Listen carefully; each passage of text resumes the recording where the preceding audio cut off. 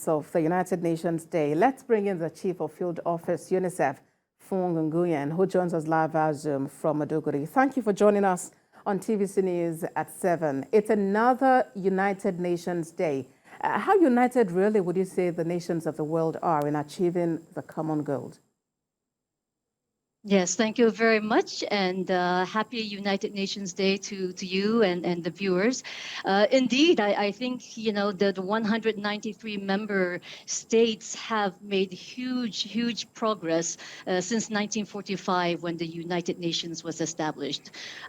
We are at the forefront in terms of setting the agenda and also making sure that the challenges around peace and security, humanitarian needs, upholding international law and sustaining our development goals. I think we are moving the agenda very much forward. That's not to say that there are not challenges, and indeed there have been huge challenges since the finding or the establishment of the United Nations, such as COVID. And I think the United Nations have really band together to respond in the most rapid way possible, and that includes the vaccination of all women and men, and also adolescents. So I think we've achieved a lot. Nonetheless, I think if there's any one country or any one region that is left behind, our work is not finished. So there is still quite a lot we have to do, and we will continue to work with governments, with local government, federal government, and communities to find solutions and to really try to eradicate extreme poverty, the climate change. Many challenging issues are emerging, and we are finding solutions, and that's together with government and communities. All right, indeed, the world needs solutions, but also there are concerns about the strength of the United Nations, because some have come to refer to the UN as a toothless bulldog, because there really isn't statutory powers to take action on some issues, for instance, punishing violators in some instances. What then is the UN doing to further strengthen its powers and to ensure that nations obey its guidelines? Yes, I think, you know, when the Sustainable Development Goals were established, they were established in heavy consultation among the 193 member states, with government, with civil societies. And this is the difference between what we're doing now as opposed to the Millennium Development Goals, where it was very much more experts driven and handed down to developing countries.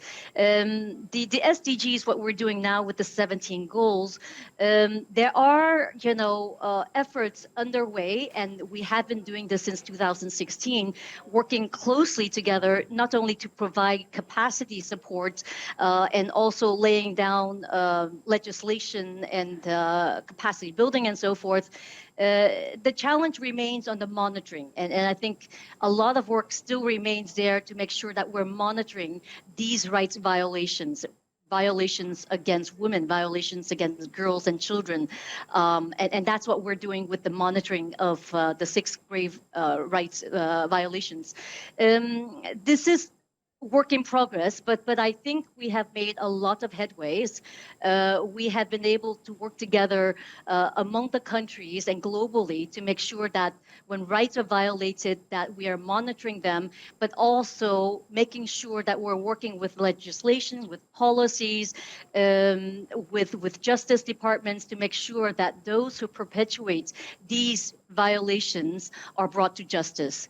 And this is something that we're working very closely with all member states, but very closely also with religious leaders, with armed groups and fighting forces. So our goal is really to make sure that we build peace as well as sustain peace, and making sure that the most vulnerable groups, those who are the poorest, those who are displaced, those who are refugees, those who are disabled, we make sure that we look out for those rights of those people.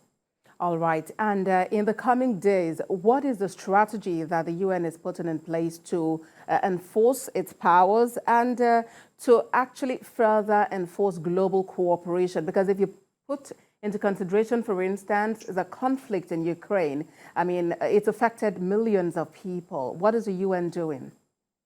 Yes, I think we monitor the situation. We work together with countries, with governments and civil society groups to make sure that these issues are brought to the forefront, and collectively we find solutions and we use diplomacy and making sure that these solutions that are being brought forth, it is in a heavy consultative process, but at the forefront of it is really making sure that the most vulnerable people, their voices are heard.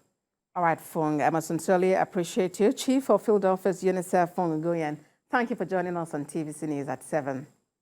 Thank you very much.